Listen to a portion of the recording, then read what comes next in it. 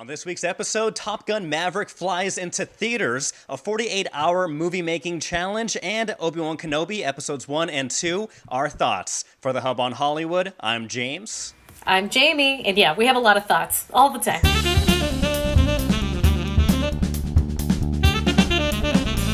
All right, Jamie, we have another jam-packed episode for you and for our viewers, our listeners out there on the Hub on Hollywood universe. Good seeing you. I love that we have our own universe. That's amazing. Everybody has their universe, and we are among them. Yeah. And so thank you for joining ours. We Can really we call appreciate ours it. the Jamiverse? The Jamiverse, I think that works. Yeah. Or the Jamiverse or the Jamiverse, you know. We'll comment down below. Let us know what you think What should we call it? Should be called. You can comment down below on our YouTube page. If you are watching us, thank you so much. Please hit that subscribe, like, and comment down below. If you're listening to us on any of the major podcasting streaming services, you rock. We're on Spotify, we're on iHeartRadio, we're on Apple Podcasts. Plus, Jamie, we're on all the social medias. That's right. We're on the Twitters, the Facebooks, the TikToks. You just type in Hub on Hollywood, find us, chat with us, let us know what we should be watching, what you think about what we've posted. What do you know? Are we ridiculous? Are we right on the nose? We've got some big things that we're talking about today, James. So I'm really excited to see if people agree with us or not. But Maverick, as you said, soaring into theaters. You saw it. We don't want to have any big spoilers here. This is a non-spoiler review. But it sounds like you're really excited about what you saw. Yeah, this was really good. I saw it in IMAX opening day, and I think it was a very good decision to watch it in theaters. Again, as per our previous discussion, I think this is one of those movies that you have to see in the theaters, but I wasn't the only one there. Many other people went to go see Top Gun Maverick. It actually ended up being Tom Cruise's best domestic opening weekend in his entire career, opening with $124 million in his opening weekend. Paramount and Skydance Film also generating another $124 million internationally. So this was a pretty great film. Top Gun Maverick, this was actually, as you know, was delayed time and time again because of the pandemic. But after more than 30 years of service as one of the Navy's top aviators, Pete Mitchell, a.k.a. Maverick, he is right where he belongs, pushing the envelope as a courageous test pilot and dodging the advancement in rank that would ground him, starring Tom Cruise, Jennifer Connelly, and Miles Teller. And this is, again, like I said, this movie was made for the big screen, and it was made and done practically using actual real-life Department of Defense military jets that the actors were inside themselves as the cameras were rolling. And right off the bat, that's one of the biggest strengths of this movie. Not only is it fun and well-deserved emotional, you have emotionally driven scenes that are well-deserved, but the action sequences are amazing. The flight sequences, incredible. Again, they had these new cameras in the cockpit, so you can capture what these actors are really experiencing, those real G's, and you feel it, you hear it, and you're along for the ride in this whole thing. You plan to see it soon, right? Or go ahead. I am. I'm going to see it soon. I haven't seen it yet. I'm trying to get out there. But I feel like, James, and correct me if I'm wrong, I feel like Tom Cruise is one of those actors who is, in real life, what his character is on the screen. Or at least he believes he is. I think so. Lining this up and just the excitement that that Tom Cruise has and the energy in his heart. And you remember the jumping on the couch with Oprah, like he just radiates that kind of energy. That little maniac energies at times. That maniacal energy, yeah. But, you were telling me, you were saying, okay, this is like his biggest box office opening ever. I wonder what that would be like adjusted for inflation, but it probably still is, the biggest box office opening for him ever. And I can see why, after 2.5 years of COVID and everything that's been going on in the world, people need something fun. So I'm assuming This was really fun. It was really fun. The movie runs for about 2 hours and 17 minutes, but I think it goes at an extremely fast pace, almost as fast as those jets that they're flying. The story, if you love Top Gun, not only will you get hit with some nostalgia, but nostalgia that's done right. But if you love Top Gun, I think you're gonna really love this movie because not only is the action better, but the story's better too. Some people look at the first movie, they say there's not really a story there. You just have this Maverick who's trying to be the best in class, and he has some confrontation with some other people, some other pilots that are training with him. But this one, it's a basic story, but it's enough to drive the movie and the characters forward.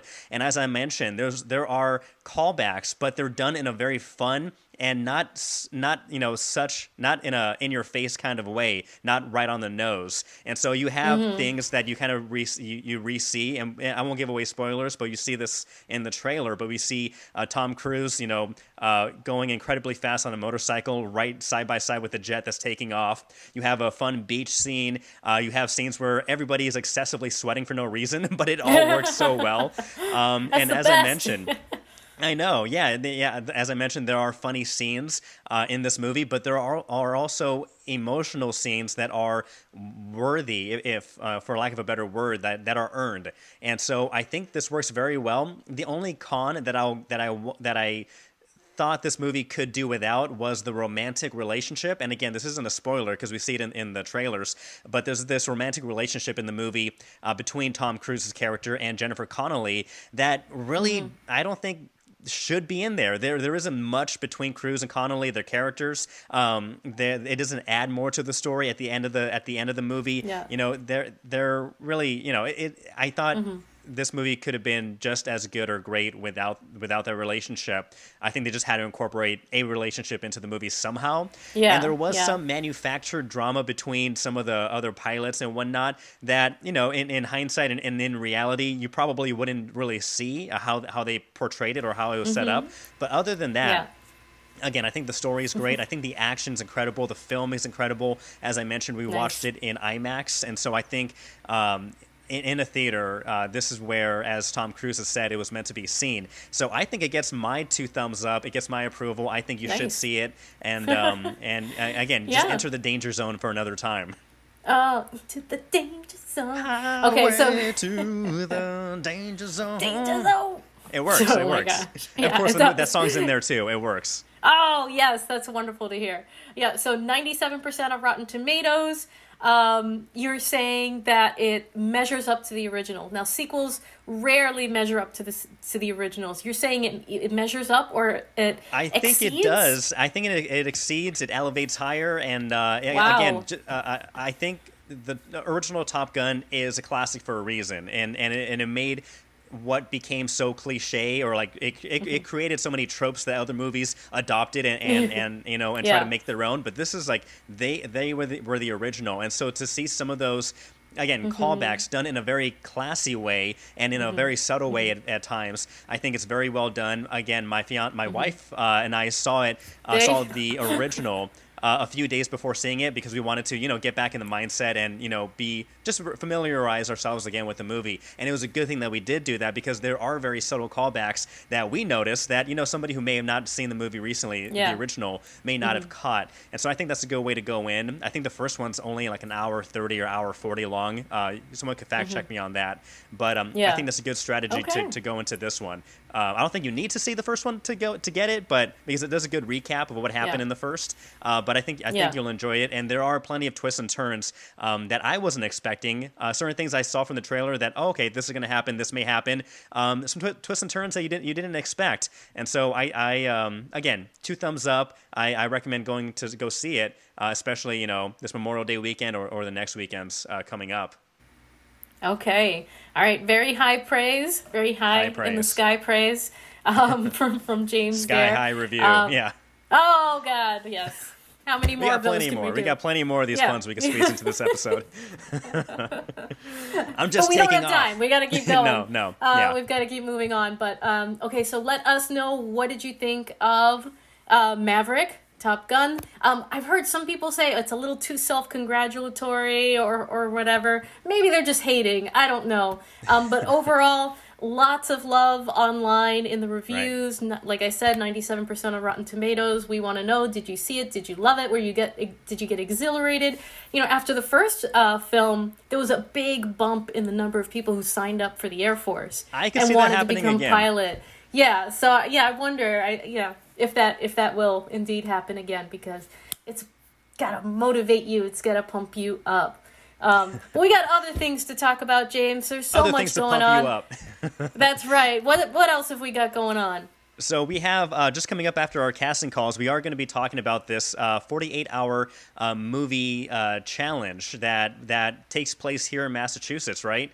And Right, it takes place here in Massachusetts and all around the country. It's been going on here in Massachusetts for about 20 years. I think this may be its 20th year here. So we're really excited about that. Hundreds of local filmmakers coming together for 2 days and 2 nights, given a couple of little topics and having to have 2 sleepless nights of putting together an entire film, about 7 minutes long. So we talked with the founders and runners of this competition. Yeah, we're getting into that in just a minute. The winners are going to be announced soon. We'll get to that in just a bit. But we have, in the meantime, talking about the movie making experience. Let's go right into casting calls. Not that many this week, but still very interesting and very good projects that you can be a part of. For example, CP Casting. They're looking for real DJs for the Zendaya movie that's filming here in Massachusetts. They're looking for men and women who work as real DJs. This is a paid gig for this feature film that will be filmed and shot on June 13th and 14th in Beverly, Massachusetts. So if you are a real DJ who knows how to scratch some records and bump some tunes, you should email your name, phone number, where you live, recent photos of yourself, and a link to any websites or videos of you DJing, any live DJ performances. And, of course, including any previous work that you've done in movies or TV shows. But you should be emailing that to tiretowncasting@gmail.com, tiretowncasting@gmail.com. Who knows? You could be laying down a sick beat for Zendaya. So that's right, that's pretty man. awesome. That's right. That pretty is awesome. pretty incredible. I sent this to a bunch of my DJ friends because I'm so cool, James. Of I have course. all these DJ friends. It's like 2 people. But yeah, if you know anyone, send that their way, because they're looking for super legit, as James said, beat droppers. And wicked. That's why I have these headphones, right? Because we're dropping the sick beats over here on our movie reviews and whatnot. Whatever. Anyways, so we've got CP Casting also is looking for background extras, SAG or non-SAG. That means union or non-union. 18 plus for paid work in a movie to portray athletes, socialites, fashion models, wealthy benefactors, celebrities. Sounds like a very hoity-toity scene that they are going to be shooting here. So it's going to be 2 full nights, June 13th and 14th in Beverly, Massachusetts. You have to be available from sunrise to sunset, no exceptions. And they go 12 to 16 hours sometimes on these. The production, you have to be vaccinated, be up to date on all of that. You are going to want to send your name, phone number, where you live, recent photos, your SAG ID if you have it, and your availability to tiretownbeverly@gmail.com. Apparently that's also for Zendaya's movie. All right, perfect. Yeah, again, we expect to see many of you who watch this episode and watch the Hub on Hollywood to sign up for these roles, because again, there's a wide variety of people they're looking for in different scenes and different parts of the film. It seems like a very big again, so many casting calls over the past several weeks, so they're looking for any and all talent locally, and That's this right. is your chance. This is your chance to make your big break. That's right. And there's plenty of big projects that are coming this summer. There's a number of big films that are heading our way. So you definitely want to stick with us here. Sign up for Boston Casting, all the other casting companies in town, because there are some really big names and some really big projects that are heading here. And they need you. Yes, you and me. And maybe I'll see you on set, because that's where I like to hang out these days. So James, yes. Yeah. Tell me about this other big project that's going on here in Massachusetts. Right. So we just had the 48-hour film project, which brought together lots of great talent, lots of incredible filmmaking, acting, local talent here, teams of people. They get a theme, they get an idea, They get a couple of things that they need to incorporate into their film, and then they are let loose for 48 hours to create a film. And this usually leads to sleepless nights and incredible ideas and creativity. James, we had the opportunity to speak with the founder of the 48-hour film project, Mark Rupert. He's the creator and executive producer, and also Andrew Osborne, who works more directly with the actual filmmakers. And they spoke to us all about it, and it was really fun. And here's our interview with them. Now, we are joined by Andrew Osborne and Mark Rupert of the 48-hour film project. Thank you guys for being with us. Thank you. Thank you. All right. Happy to be here. So the 48-hour film project, right? So we've got teams of people, teams of very talented filmmakers who are coming together, and you've given them just 48 hours to create an entire movie. Is that right? It's true. So Mark, I'm going to start with you. Can you tell us how this competition came to be and what it's all about? Sure. Well, I had the idea for it after reading an article about two women who had started one of the first 24-hour theater competitions. Mhm. And it just sounded like the coolest concept. And I wondered if it would work in video. And I immediately knew if it could, we would need more than 24 hours. So that's where we came up with the 48-hour process. And essentially, teams have 48 hours to write, shoot, and edit a short film with a maximum length of 7 minutes. And it's been amazing. We've been doing this for 21 years, and the creativity that the filmmakers display is just always eye-opening. Now, 7 minutes doesn't sound like a lot, but for people who are not, who don't know what goes into creating a film like that, just give us an idea of how difficult that is and how crazy that is. Well, if we think about filming like a Hollywood film, I mean, they spend months, if not years, on the script alone. Now, of course, that's a 2-hour film, and these are only 7 minutes, but essentially the weekend is nonstop. You have your writing team working on Friday night, then it's shooting usually all day on Saturday. Your editor begins sometime Saturday and works often through the night, and then Sunday, it's that last final crunch of putting it all together. So it's very manageable, but you must be really well organized to pull it off. Amazing. And how long has the 48-hour film project been in existence? Well, we started in 2001 and we arrived in Boston the first time in 2003. So this is the 20th year in Boston. Wow. Congratulations. Congratulations Yeah. on that. Oh, yeah. And I should say, you're talking about 48 hours, and there are a lot of teams that always come down to the last minute before drop off. So because what happens is people will sometimes, especially early, if you're doing it for the first time, people will have these grand ideas about like, oh yeah, I got all this time, I'm only going to do 7 minutes, but they quickly find out how fast that time goes. Absolutely. So Andrew, tell us a little bit about the crop of films this year and the talented filmmakers that are actually creating these. Well, we have we're starting the bounce back from obviously it was tough during the past couple of years for everybody, and we had but we kept going, which was great because usually one of the fun things about 48 Hour is that not only do you finish the movie, but then you get to go into a local movie theater and watch it on the big screen. What was in your head just 48 hours ago is suddenly on a big screen and people are watching it. So when all the theaters closed down, that was obviously a rough time. But we, and teams around the world managed to just shift like everybody else had to shift, and we were doing it virtually. And a lot of people weren't able to do it suddenly, but we did have a bunch of hardy teams who did it the past 2 years virtually. And so this year we're in the midst of the bounce back of teams coming back. We're still doing a hybrid screenings in Boston, which, just like we had to figure out how to do it virtually. Now tonight I'm going to test how well it goes hybrid. But we have teams coming back into the theater, but at the same time, we're going to have teams watching at home at the same time. Fingers crossed, theoretically. That's the plan anyway. And our elements this year, so every team gets a genre.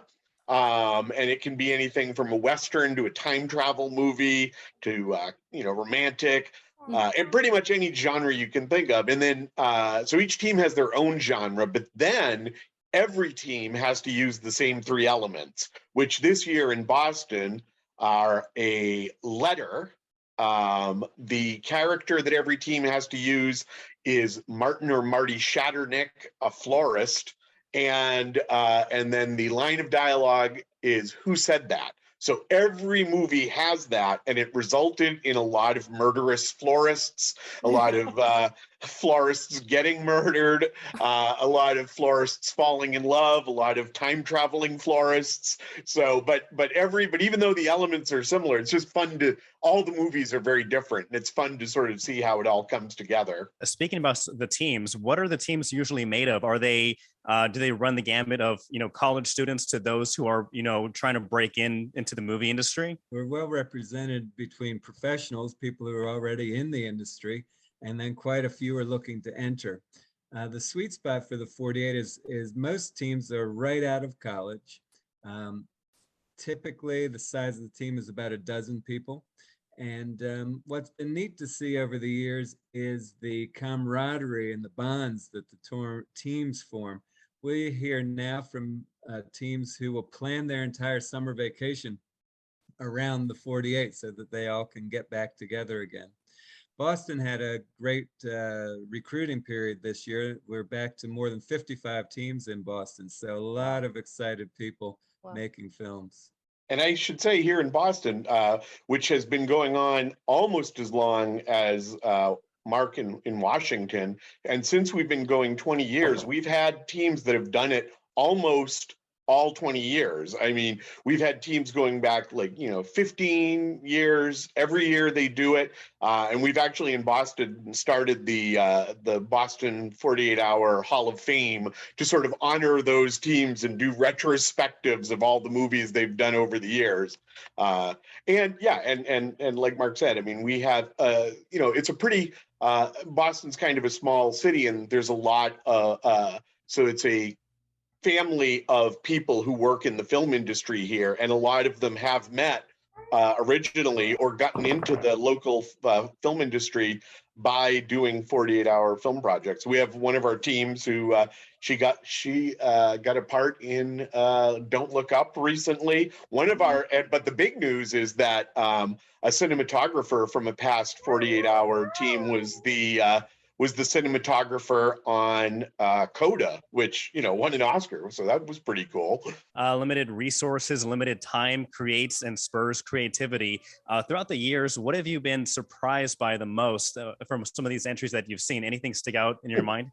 Before I was producing in the feature, the whole event in Boston, I was a team leader. And so one time I had a movie I was going to do, and I wrote a part for somebody to play the Grim Reaper, and then the actor didn't show up, and I was filming at my parents' house and using the yard, and my dad's in his bathrobe reading the paper, and I was like, "Hey, Dad, you want to be in the movie?" And he sighs, and he's like, "All right." He's like, "You're the Grim Reaper," and just all these makeup people came and started putting makeup on his face, and he just shook his head, and but.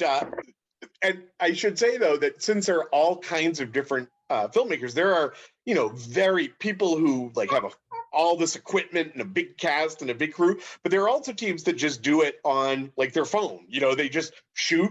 And I have to say, one of the most memorable 48-hour film projects I ever saw was a first-time team. They just were shooting on their phone. They barely had a story. They were just kind of improvising. And then suddenly at one point, they're driving around and their car catches fire. And I asked them at the Q&A, which we have, a Q&A after all the screenings. I said, how did you do that? I mean, that was an amazing effect. And one of them said, "Oh, I dropped my lighter and the car actually caught on fire, but we managed to get out and shoot it." And I said, "Now we don't need that level of commitment from everyone, Yeah. but you know, Yeah. it was what you call production values.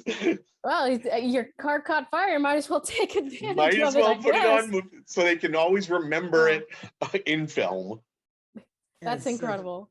We from my stress safety, though, I should Yeah. mention. Yeah. Okay. absolutely, absolutely. You were mentioning screenings, so there's going to be screenings earlier this week, right? For Boston. Yes, tonight, Monday, and Tuesday, and it's at the Somerville Theater in Davis Square, and or online, and people are going to be able to sort of theoretically watch both at the same time, and tickets are still available at I got to look up the link. It's Boston 48-hour Film Project 2022.com. Wonderful. And then from there, are there winners that are chosen? How does that process work? Yes, Yes, Mark. so we've got local judges in each of our cities. We'll give out quite a few awards, the most important one being Best Film.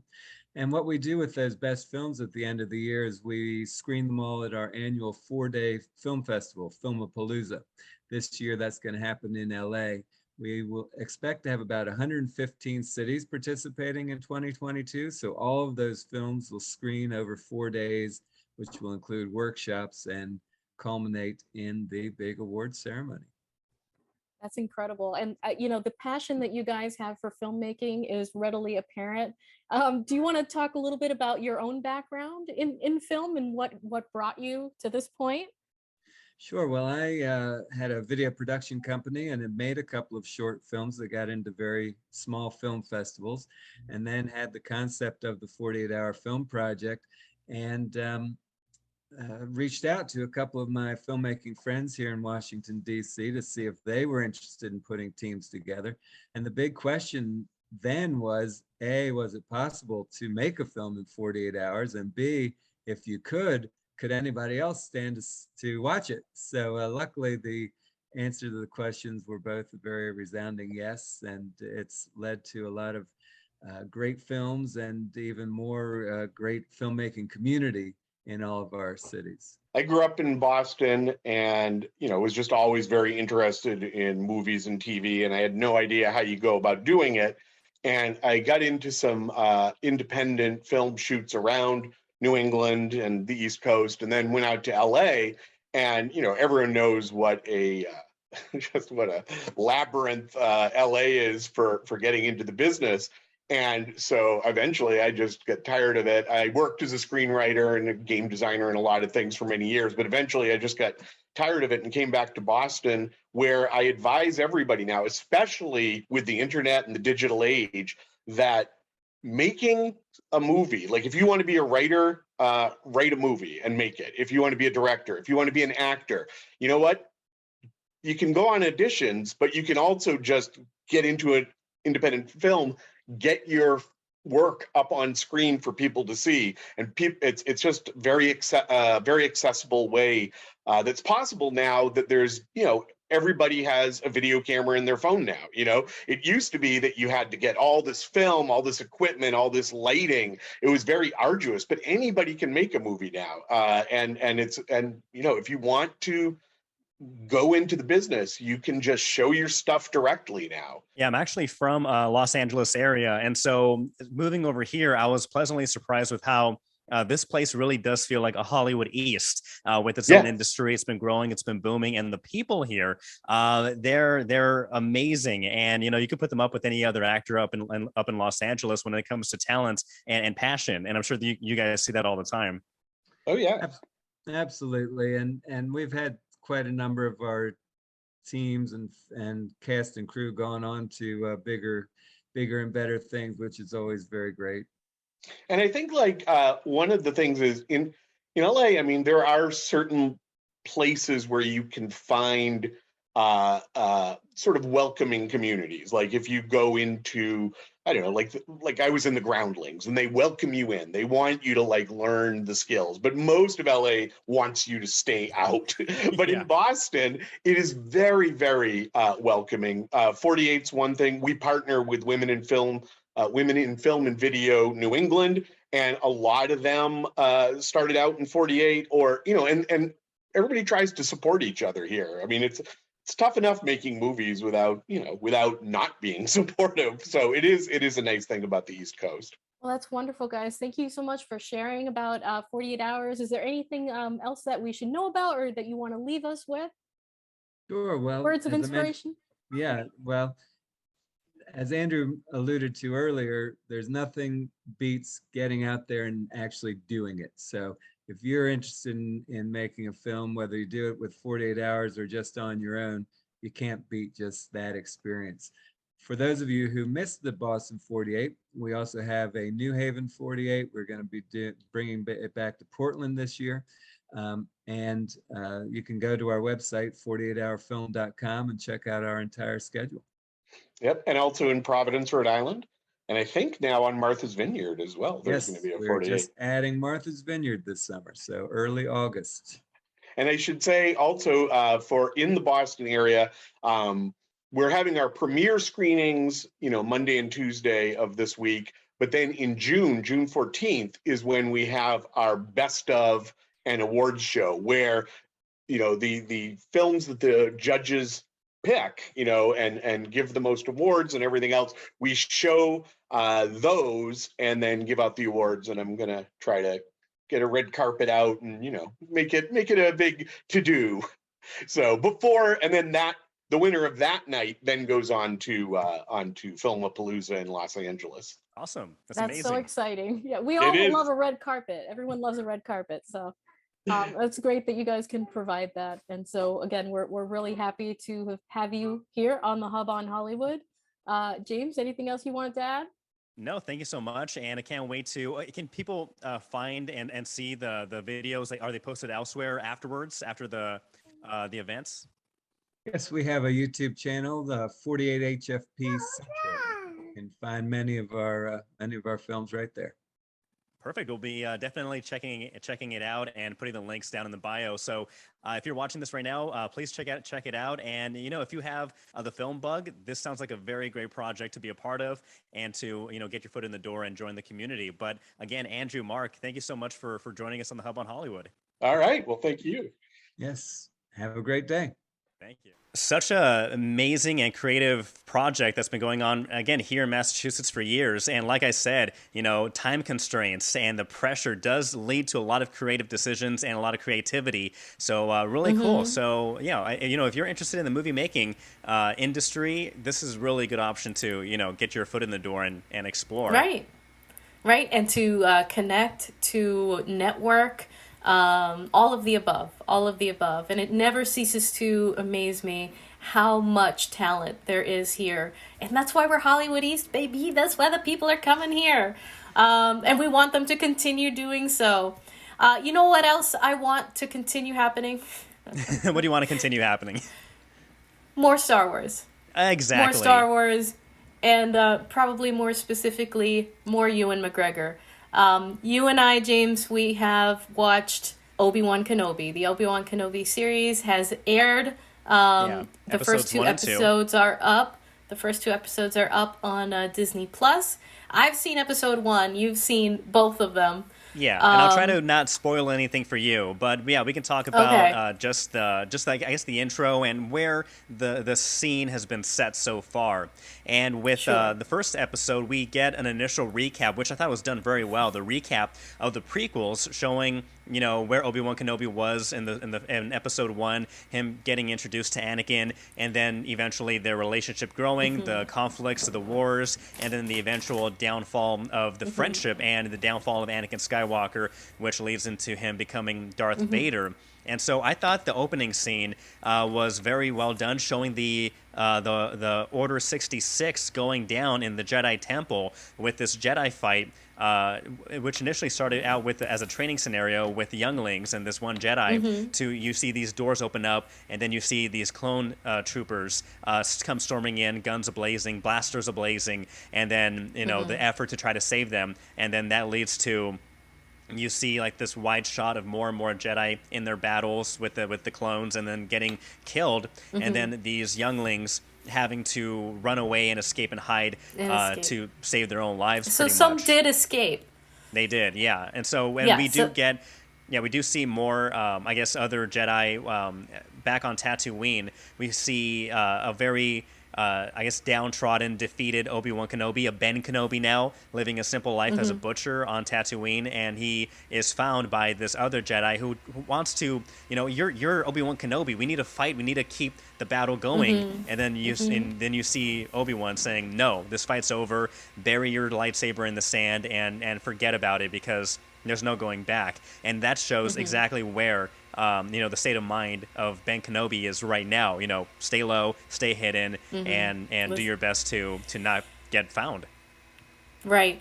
Okay, so I really feel, James, like Obi-Wan Kenobi series is here to bring balance to the Force, and maybe just make us a little bit more hopeful for Star Wars again, after what happened with the sequel trilogy and how it ended and how unsatisfying that was.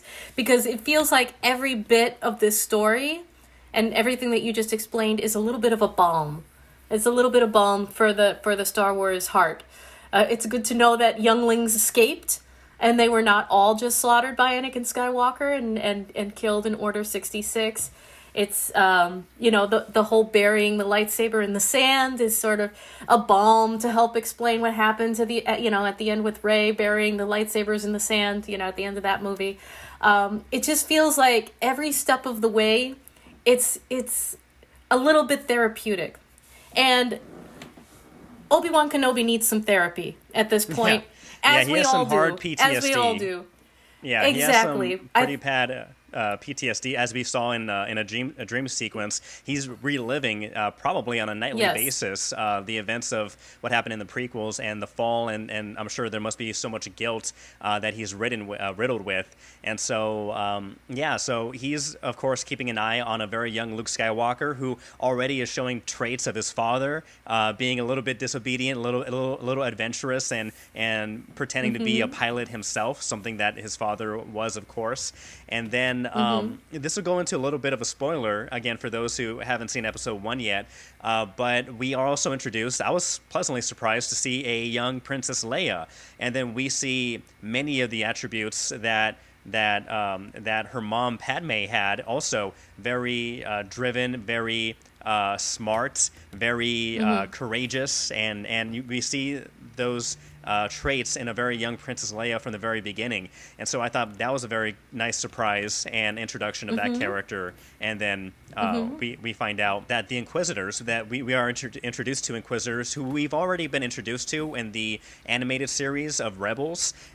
We have a couple of new ones, but we also have some of the originals that we saw in the Rebel series. And in this one, there's one kind of rogue Inquisitor who isn't too well liked by the others who are hunting the Jedi, and she goes on her own to kidnap, or create this plot to kidnap Princess Leia in the hopes that it will draw out Obi-Wan Kenobi, because she has a personal vendetta against Ben Kenobi. And it's theorized that one of the younglings in the very beginning, who was alive during Order 66, that's her, and that she escaped, and then she has this grudge against the Jedi and Obi-Wan Kenobi for abandoning them, quote unquote, and leaving them to die. And so I thought the Inquisitors were done very well. I thought, again, just laying the groundwork of this world, the CGI, the VFX, done very, very well. I was very impressed by this, and of course, kind of expecting Disney to put all their love and money and efforts into this series, especially. Well, we're getting some wonderful texture. We're getting a very mature and emotional portrayal of Obi-Wan here. So, hello, Ewan. Hello there. It's so wonderful to see Ewan back and to see him to portray this character in this way. It just feels very authentic.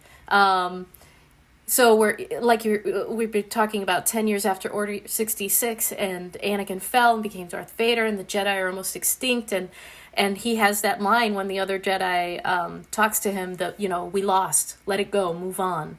And I was actually surprised that he initially does not want to go rescue Leia when Leia was captured, and that, really shows us the complexity, the realism, and the depth that I've been longing for. And the tension here, James, is so great that I was convinced that he would decide at the last minute not to save Leia at all. That he was going to stay on Tatooine and not get on that ship. And, you know, that's great storytelling, that I actually felt that tension. I wasn't like, oh, it's a foregone conclusion or whatever. I'm like, oh God, he might not, you know, and someone else might have to save Leia. But he does, and he sets out to try to find her. But I'm digging it. I love it. The orange is the new black actress, Moses Ingram, playing third sister. Yeah. That, you were mentioning. The Inquisitor, Rupert Friend, all doing a great job here. And setting up the fight. The writing is smart and tight.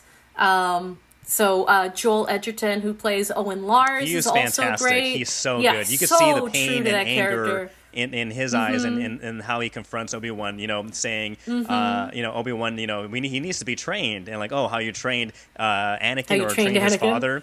And you know, that was a gut punch to Kenobi. But The he feelings did a were great real job. here. Oh yeah, and so I thought, you know, obviously, great acting, great directing of the actors. It was, the funny thing is, it was great to see Ewan McGregor back as Obi-Wan. In an interview, he actually said that when they started filming for this series, I guess his English accent was a little bit off, and so he had to learn how to get back into that Relearn. Obi-Wan Yeah. Kenobi accent, and so he nailed it. He's back in there, but it's funny. He realized, oh, I can do an English accent, but then he realized that's not the English accent as the original Ben Kenobi in the original Star Wars, and so that was funny. That it took a little bit to get back into it, but what we see on the screen is pure, unadulterated Obi-Wan Kenobi by Ewan McGregor. So I thought that was great. Yeah. There's one thing I will be a little nitpicky on this, and I've heard other people complain. The part where Princess Leia is kidnapped, that whole chase scene, it was pretty ridiculous. Like of how like the main characters couldn't, the main bad guys, or one of the bad guys that were kidnapping her, couldn't capture this little girl. Like the way they were running, the way they were getting caught by like branches and like all this other stuff. It was very, somebody said, Disney-fied chase.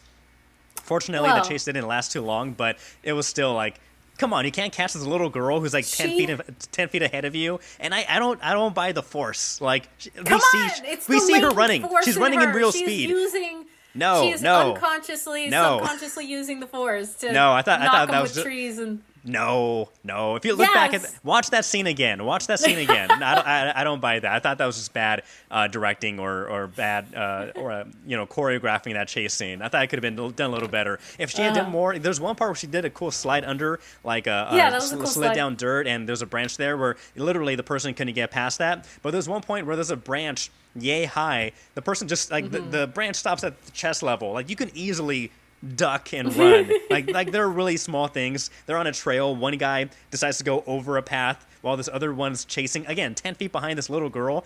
Like, come on. Like, I'm rooting for this show, and I love it, and everything is predominantly great, but just that scene kind of took me out of it. Like, okay. The Force is strong with her, okay? That could have been done better. If she was doing speed running, like Force running, yeah, but we don't see that. We just see a little girl running normal speed, and the other people, adult people, running at a much slower speed.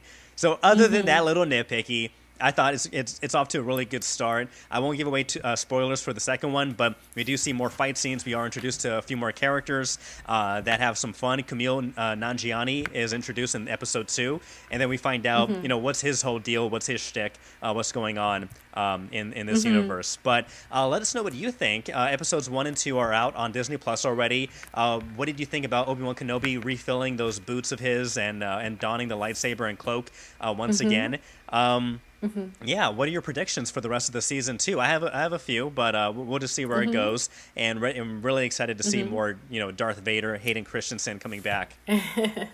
Excellent. And, like James said, tell us what you think, and we will give you a shout out here on the show. A few people that we want to give a shout out to right now, James, real quick, who watched our Chippendale Rescue Rangers nostalgia video last week. Matt Smith and Greg Ankeny say, I love this show. It was a great movie. And, that's great. I loved the Chippendales movie. My son, who's 6 years old, never saw the original Chippendales. He loves it. He's like, it's weird. I like it. Okay. Then Then we have Carson Barnes says, I love the cartoon, however, I only give the movie 6 out of 10. And I'm like, why? Six Why, shirtless Carson? Kylo Rens? He did not. 6 out of 10 shirtless Kylo Rens. Why, Carson? Carson did not explain. But what did you think? You know, I we enjoyed it. We enjoyed it. 8 out of 10. 8 out of 10, I think, shirtless Kylo Rens. I recommend it too. So, you know, if you, whether or not you were raised watching the cartoon, I think, you know, it does a good picture recap in the very beginning of what the show was, who these characters are, and why they split up, and the scenario that they're in right now. Again, John Mulaney, Andy Samberg, can't go wrong with them. So, thanks so much for commenting. If you want a shout out too, you know, join the conversation. We'll give you a shout out down below, either on our Facebook page, on Instagram, TikTok, and or Twitter as well, that you can find at Hub on Hollywood. But Jamie, such a jam-packed episode. Thank you so much for watching us. Thanks so much for listening to us. Catch us next week where we'll have more reviews, more hot takes, and more breakdowns of some of these Kenobi episodes and interviews. Yeah, more the merrier. Before the Hub on Hollywood, I'm James. I'm Jamie. See you next week. Bye.